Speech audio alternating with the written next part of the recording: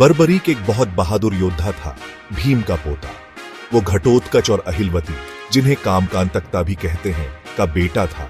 उसे खाटू श्याम जी के रूप में पूजा जाता है, जो बहुत शक्तिशाली और दयालु देवता है। बर्बरीक ने अपनी मां से युद्ध कला सीखी और भगवान शिव से वरदान पाया। इससे वह एक अजय योद्धा बन गया। उसने किसी भी युद्ध में कमजोर सेना का साथ देने की कसम खाई।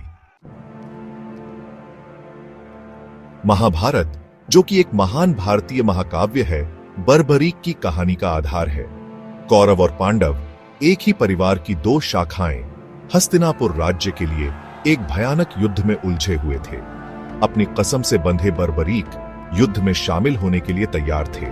उसकी निष्ठा अनिश्चित थी, क्योंकि अगर युद्ध के दौरान कमजोर पक्ष बदलता तो वह पक्ष बदल लेता। भगवान कृष्ण बर्बरीक की शक्ति और प्रतिज्ञा से अवगत थे। युद्ध के परिणाम के लिए डरते थे। वे भेष बदलकर बर्बरीक के पास पहुंचे, उसकी बुद्धि और प्रतिबद्धता की परीक्षा ली। कृष्ण ने बर्बरीक से पूछा कि उसे अकेले युद्ध समाप्त करने में कितना समय लगेगा। बर्बरीक ने आत्मविश्वास से दावा किया कि वह इसे 3 तीरों में समाप्त कर सकता है। कृष्ण उसकी बात सुनकर हैरान हुए और बर्बरीक को अपने तीरंदाजी कौशल को साबित करने की चुनौती दी। उन्होंने एक असंभव सा काम दिया, एक पेड़ के सभी पत्तों को एक ही तीर से छेदना, जबकि एक पत्ते को सुरक्षित रखना बर्बरीक ने स्वीकार किया। लेकिन तीर छोड़ने से पहले उसने महसूस किया कि एक पत्ता अछूता रह गया है। कृष्ण ने खुलासा किया कि उन्होंने इसे अपने पैर के नीचे छिपा रखा था। प्रभावित होकर कृष्ण ने बर्बरीक को वरदान दिया। भाग 5, खाटू में पुनः प्रकट होना। कृष्ण ने समझाया कि युद्ध में उनकी भूमिका उसके उचित निष्कर्ष को सुनिश्चित करने की थी।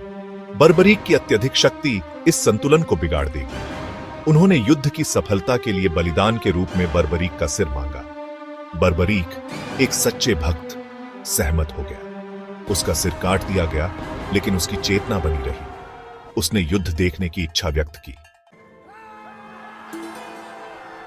भाग 6, खाटू श्याम जी का महत्व।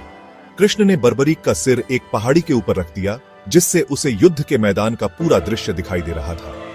अपने सुविधाजनक स्थान से बर्बरीक ने कुरुक्षेत्र युद्ध की संपूर्णता देखी। युद्ध के बाद कृष्ण बर्बरीक के बलिदान और भक्ति से प्रसन्न होकर घोषित किया कि कलयुग में उनकी खाटू श्याम जी के रूप में पूजा की जाएगी।